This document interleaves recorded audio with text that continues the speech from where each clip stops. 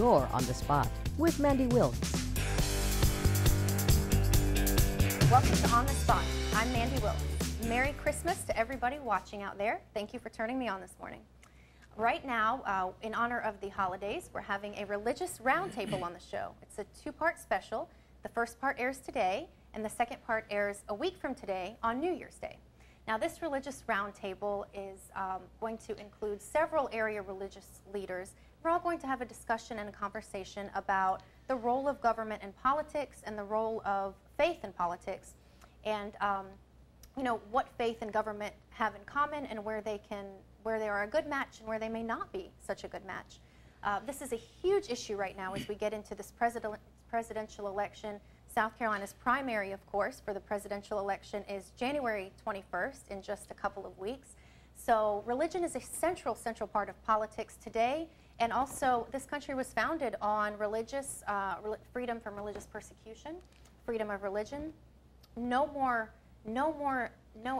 Never since the country's founding has religion played such a central role in politics and in government. And I'm excited to have this religious roundtable today. I think it's going to be a useful and worthy discussion and a timely discussion. And I will right now introduce the participants in the religious roundtable. Welcome, everybody. Go ahead, introduce yourselves. Tell everybody you know, who you're affiliated with and what you do. Okay. I'm Kevin Charles. I'm the pastor of the Rock Community Church in Conway. We meet at Conway High School on Sunday mornings. I'm Rabbi David Weissman. I'm the spiritual leader of Temple Shalom, which is located in the Waccamaw Medical Park right next to Conway Medical Center. Hi, my name is Manzarul Islam. I just came from Islamic Association of Cary, so I draw all the way from Cary and Raleigh Durham. Hello, I'm Dawn Yeager, Swami Ambikananda, and I own Shanti Yoga Studio, and I'm a Swami out of the Temple of Kriya Yoga in Chicago.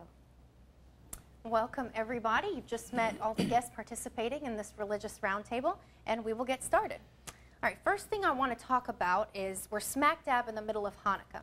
And to me, Hanukkah has parallels with what's going on in Iran and what America is trying to do in defeating the tyrannical Iranian government. What I mean by that is that Hanukkah is essentially a celebration of a war victory. You know, I don't know that that's a context that a lot of people have thought about or considered or agree with, but, you know, for those of you unfamiliar out there, Hanukkah is a celebration of the Maccabees' defeat of the tyrannical Greek government. And the Greek government at that time was trying to persecute the Jews and prevent them from practicing freedom of religion and from practicing their culture, their Jewish culture. So when a small number of Jews rose up against the tyrannical Greek government, I see parallels there with what's going on with Iran. Some good parallels and some, I think, maybe negative parallels. Rabbi Weissman, can you speak to any parallels there might be between Iran and Hanukkah? Well, again, Hanukkah represents the victory of the Maccabees over tyranny. And of course, Iran has a tyrannical government. And the importance of Hanukkah is the message of religious freedom. And I think that when we look at this country, the United States, this was not founded as a theocracy.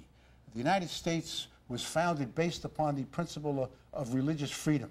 The founding fathers of the United States saw how evil could result when religious authorities had too much control over secular government. So the Constitution was clear in separating religion from government. The Article 6, Section 3 of the Constitution prohibits any religious requirement for somebody who wishes to run for public office. The First Amendment to the Constitution prohibits the establishment of an official religion, as they have in Iran. It also gives each citizen the right to practice whatever religion he desires. And I think that is the relationship between Hanukkah and Iran. Hanukkah was the battle for religious freedom. Iran is a religious tyranny. I agree, and you know, I think the imam can weigh in on this here. I said I see some negative parallels too. with America trying to play, so to speak, the Maccabees and defeat tyrannical Iran, I think the negative part of that comes where, in a way, America and other westernized countries have become tyrannical on their own in trying to defeat and control the tyranny of Iran. What I mean by that, for example, in France and now in Canada, and increasingly there's a call for this in America, there has been a governmental push against women, Islamic women, being allowed to wear the traditional Islamic dress. So I wonder, where you kind of draw the line when, as a government, as a nation, and as a people, we're trying to defeat tyranny and control it and free people. And do we do that by reining in, religious freedom in the name of bringing religious freedom to more people? Where's kind of the line with that, and what is your take on it as an imam? Yes, that's first. I would like two things are raised here, 2 points. First, interference of USA to the Iranians' affairs, and second, covering the face. Two separate issues. The first one, I don't understand. It's Iranian matters and Jewish matters. Iranians are celebrating the Hanukkah, whatever is that. Although it will not be good somehow because it's hurting somebody's feeling or some religions. So I don't have any concern with that issue, but my question, I would like to understand, to USA interference to the Iranian governments in that issue specifically. And we know, as mentioned, I don't remember your name. Rabbi Weissman. Rabbi, that the United States established that on the basis of church, separation of church and states, and we all know that. So this is the religious issue. So how come United States is interfering in the issue of religion? So that's a little bit confusing for me, and I always try to understand that matter. So that's the first. Then second point, the issue of the covering of the hijab, I think, and according to Islamic prospectus, that the covering of the hijab, it comes in personal basis, and also it's religious freedoms. So if women are covering their face anywhere, that's their personal issues, they are using their religious freedom. So I don't think there would be any prohibition or any obstacle, or anyone has a right to say you should not cover your face, as long as she or the woman who is covering her face, she is not hurting feelings of anybody. It's similar, like any woman, she can wear whatever she wants. So here in United States, we saw many women, whatever they are, although they are Jewish, they are Christian, they are Muslim, whatever religion, faith they are holding, it's not matter. But they are free to wear whatever they want. So similarly, the hijab, so whoever wants to cover her face, it should be the freedom for her. I have to say, I agree with that take on it, because it's so interesting to me as America rises up more and more against Ahmadinejad in Iran, and a nuclear war becomes even more realistic day after day. It's interesting to me that we see America and some politicians in America, the right-leaning politicians, especially from the Republican Party and the social conservative tent of the Republican Party, really seeking to sometimes, in extreme cases, take away religious freedoms from Iran and from the Islamic world. I think this is kind of an inconsistent position. I think it can be hypocritical. I do think it comes from a good place, and that's kind of what I'm getting at right here. I think it comes from a good place. I think America does want to defeat tyranny in Iran, just like the Jews wanted to defeat tyranny in Greece, and that's why we're now smack dab in the middle of Hanukkah. But I think that there is some pushback, some swing to the other extreme, where Islam and Muslims are kind of being suppressed and oppressed in their own right. Anybody else want to speak to that a little bit? Well, I believe that a lot of times when people get upset about something, it's generally because of fear.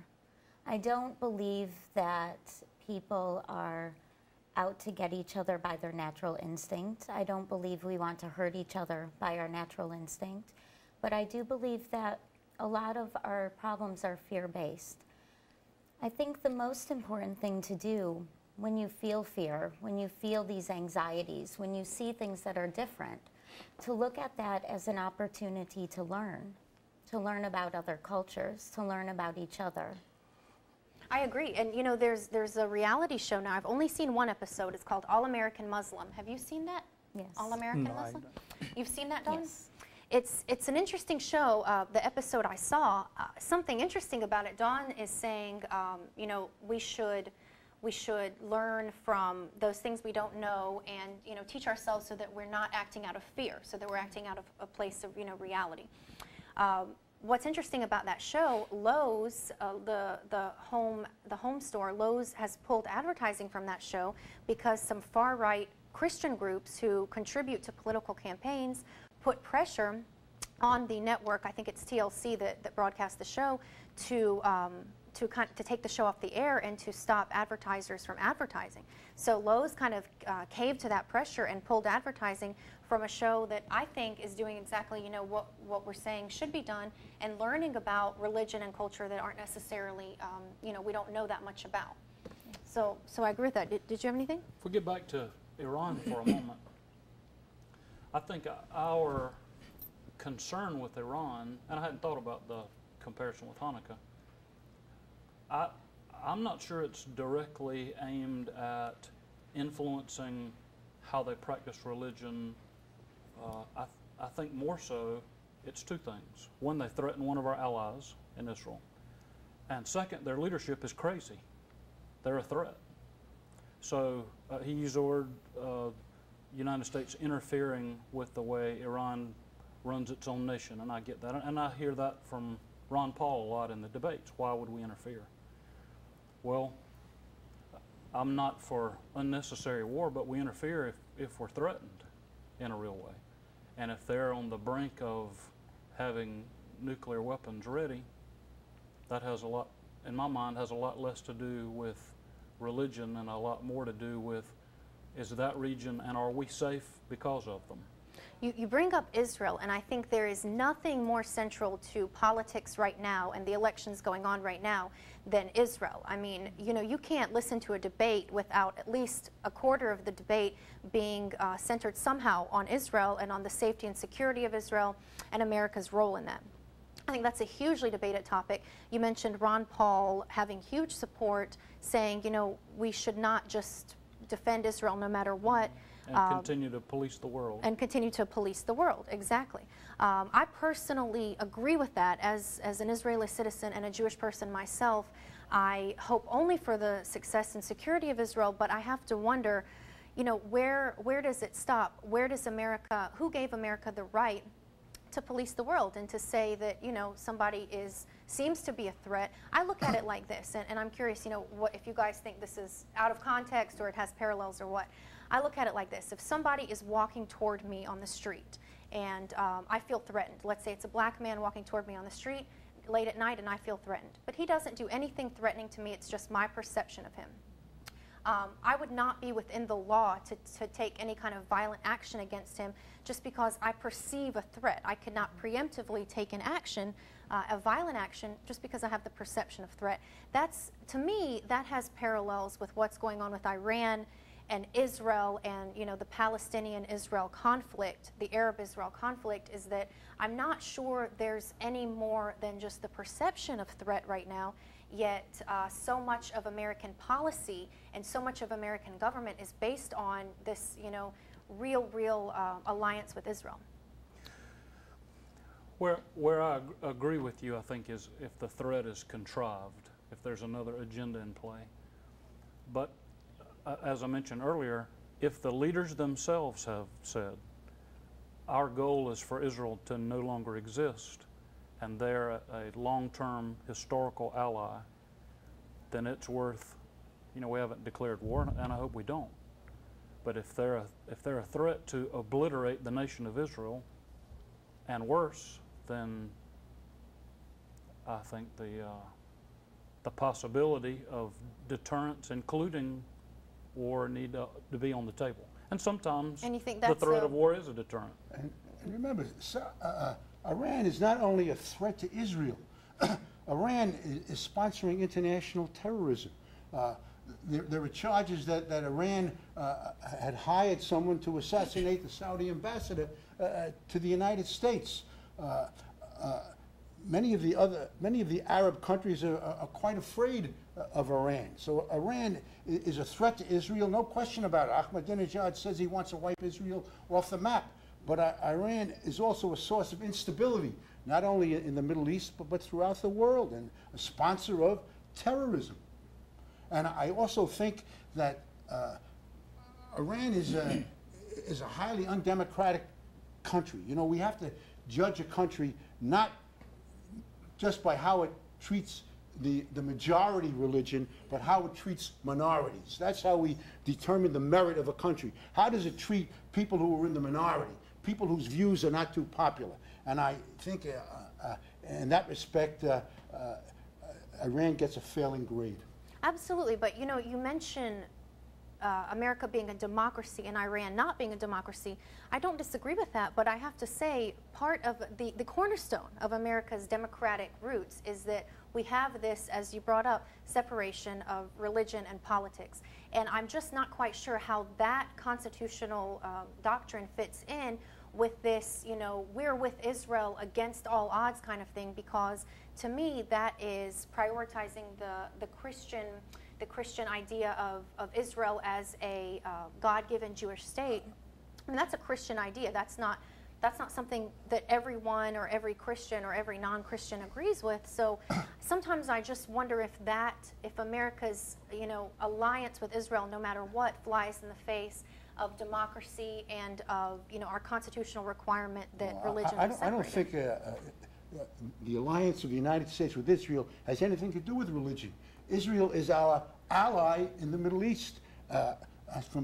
On strictly pragmatic grounds, it's to the benefit of the United States to support Israel and to ensure that Israel continues as a viable country. But you know, you have presidential candidate and I would like to add, you raised a point, who gives right to United States to things to defend Israel's to the Iranian governments. We are here safe and secure, so we have to concern about ourselves within the United States. And Iranian government or matter of the Israel, so that's their matters. It's not our matters. So President of United States or the United States, government of the United States, if they want to resolve that matter, so not on the basis of the perception, as we mentioned before. If we go or we follow the perception, we saw what happened in Iraq. That's a first point. And the second point, terrorism. I'm not here to defend the Iran. I don't have any relation with that. But terrorism, it has to be defined. Still, thinkers are debating around that, the definition of the terrorism. What would be the definition of the terrorism? If the state can come and kill 50 people, thousands people, 200 people, that will come under terror attacks or not, or just non-state acts are acting, just killing the people, that will come under terror attacks. And everything we know has root and cause. Why Iran become threat for the Israel? Why? So we have to talk and discuss in this matter. Israel has, of course, nuclear bomb. Nobody is talking about that. And Iran, he is claiming, I don't know, I'm not sure what's their point of view or what's their plan. But if he is saying we are going to make that nuclear, so everybody is going against of that. So first Israel has that, so nobody is talking about that, and everybody is saying Israel has that nuclear facility to protect themselves. So once, if Israel has right, so any nation in the world, not only Iran, any nation can has that right, they can use that right to protect themselves. Two things. Yeah. One, I agree with you, and you when you are saying, even if we believe in American exceptionalism, that doesn't give us the right to go impose that and say our system's better than yours. Well, our Constitution prohibits it. You know, I wouldn't be opposed to a constitutional amendment in that regard, but we can talk for a couple more minutes about Iran, but I do want to move on soon. But go ahead. The difference is, although I believe that, we don't have the right to impose what we think is a superior form of democracy on another nation. However, the difference between Israel and Iran is that the leaders in Israel have something lacking among the leaders of Iran, and that's sanity. Israel's not a threat to the world. Well, you know, Pastor Kevin, you talk about democracy and everything, and I think that what I worry about, my concern is that the far right in the Republican Party maybe uses the fact that Iran is not sane, so to speak, in your words, and is so unstable, as I think everybody agrees, that maybe the far right in politics and in government has used that as a pretext to kind of infiltrate Iran and the Muslim countries in the Mideast. That may be so, although I don't think the far right is dictating policy. But I think there are two ways to approach the treatment of Iran or any other nation, as Rabbi said, that poses a threat. One is to try to influence them, and that can be done in several ways without firing a bullet. But the other, if they do pose a threat, and if it goes beyond we suspect they want trouble, and goes into the realm of their leaders saying, indisputably saying, we want a nation to no longer exist, then in that regard, we have a right to defend ourselves, and we have a right to help our allies. Well, you know, what's interesting about this is that Israel itself, Israelis have such a positive view of Obama, when so many Americans and Christians on the far right in America have a negative view of Obama because Obama has not been so far, you know, doggedly pro-Israel. So I think it's interesting that Israelis themselves are not quite apparently so pro-Israel as the Christians in American politics. I think that's a really, really interesting nuance. You know, Israelis in Israel, the Jews in Israel, kind of think it's a little ridiculous, not all of them, I mean, I'm speaking in generalizations, of course, but think it's a little ridiculous that America is, you know, so against Obama and so against the Iranian government and the Mideast and the Palestinians there and the Palestinians' right to you know, settle. I just think it's interesting that Israelis themselves are more anti-Israel in a way and pro-Palestinian than so many Christians in American government today. It's a really interesting point. Well, you know, Israel has a natural affinity for the United States, as the United States has for Israel. Israel is really the only democracy in the Middle East. It's not perfect, but it's a democracy. It has free elections, it has free speech, it has a free press, it has an independent judiciary. Now, we can't say the same thing about Jordan or Syria or Saudi Arabia, and certainly not about Iran. So that, I think, is something that brings the United States and Israel closer to each other. And by the way, I'd just like to revert back to a point made before about the United States helping Israel. United States, Israel is not looking for the United States to send troops to help defend Israel. Israel is perfectly capable of defending itself. And Prime Minister Netanyahu has said exactly to that effect, you know. I mean, the fact is that most Israelis, I think 50, 55, 60%, depending on which poll you're looking at, prefer Obama's policies of anti-interventionism in the Mideast.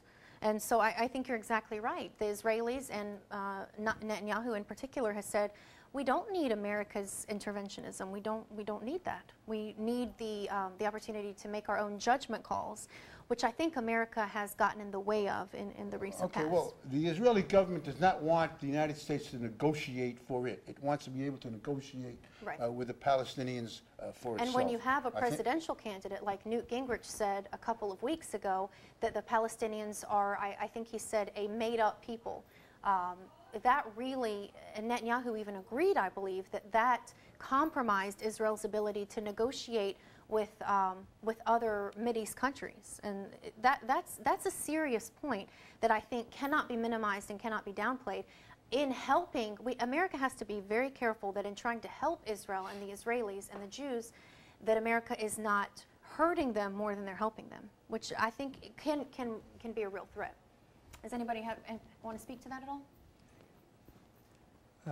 I think that as a matter of freedom of speech and freedom of religion, no doubt Israel has that. And of course, as we are seeing there in Arab country these days, so whatever is going on. But here, again, the matter of Iran and Israel, so whatever is we are seeing these days, that's on the basis of perception. that Iran is claiming he is going to have nuclear energy or facility. And all universe, I would say, they all are against Iran right now. And the same happened with the Iraq. It was just a perception, and we knew after that what happened. Thousands and hundreds of people are killed there. So why we don't, first of all, if we go for the war to help our friends, our allies, why we don't consider, in deep consider, we have to have that, then we have to go to help our allies, our friends, and whoever is outside of the United States. Well, we have this same huge issue about perception versus reality right now with regard to North Korea. I mean, we talk so much about Iran's nuclear capability and potential, but now that the North Korean dictator Kim Jong-il has died recently, that brings up this whole other war, and I see so many politicians, especially the presidential candidates, kind of really trigger happy, gunning to go to war with North Korea, the same as those same politicians are gunning to go to war with Iran. And I worry that so much of it is based on this perception of fear and the government selling fear to the American people. It's a huge concern economically more than anything, because what we're really talking about here is homeland security, keeping Americans safe first and foremost. Rabbi Weissman, you said that Iran is not only a threat to Israel, but a threat to the whole world, America included. I would take that a step further and argue that we have to be very careful to guard homeland security, but that includes not only security from foreign invasions, but economic security. And by going into these endless wars and recklessly saying, let's go to war with North Korea and let's go to war with Iran, that's a huge compromise on the economic security of the American people. And we do have to close the show in a minute, but I just want to point out economic security and homeland security are one and the same. There are a lot of parallels between those. We cannot be safe in our borders if our currency is not safe, and if we're in debt to China and they can pretty much at any moment come and take us over. I mean, that is not a safe homeland. So we do have to wrap up the first part of this two-part religious roundtable. The second part will air next week, a week from today, on New Year's Day. It'll be 2012. All right, that is today's show. Thank you so much for turning me on, and keep turning me on next Sunday, same time, same place. Till then, I'm at MandeWilkes.com.